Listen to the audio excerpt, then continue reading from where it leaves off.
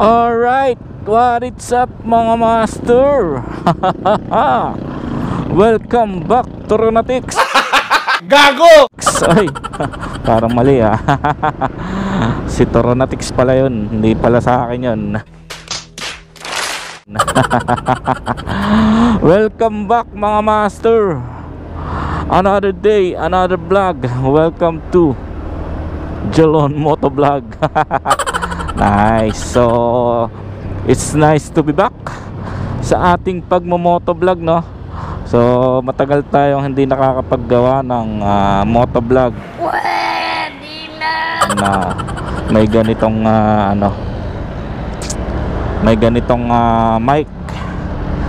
Laging voice over lang tayo, at kung hindi ay tayo tawag dito, car vlog.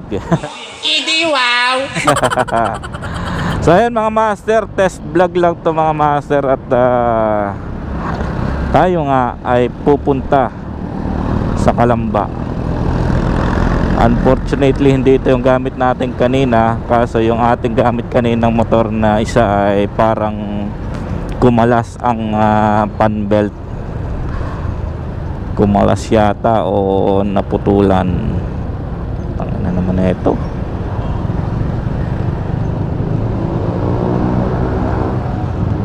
So pinalit natin, pinapunta natin yung ating anak at para magpalit kami at siya nang magpaayos kasi nga may pupuntahan tayo. So naiwan naman natin sa sa shop. Iniintay na lang magbukas kasi medyo maaga pa ngayon. At sabi ko, kung halimbawa kumalas lang yung belt, ay tanong kung palitin na, para kung sakaling palitin ay para isang bukasan na lang. Then pinapapalitan natin yung 13, yung flyball niya ng 13 grams kasi alam ko 16 grams yung nakalagay doon. So mamaya ayun, update natin kung ano nangyari nga doon. Te-text natin yung anak natin para malaman kung ano nangyari, kung kumalas lang ba o naputol yung pan belt niya. Sabangan nyo mga video natin kasi lalaro tayo ng Manila Matnog Endurance Challenge. At ayun, gagamitin natin si Suzuki SkyDrive 125. Tingnan natin kung makakatapos na tayo. Although mahaba ang nito at malaking kaibahan.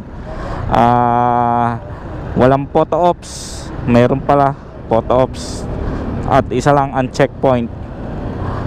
So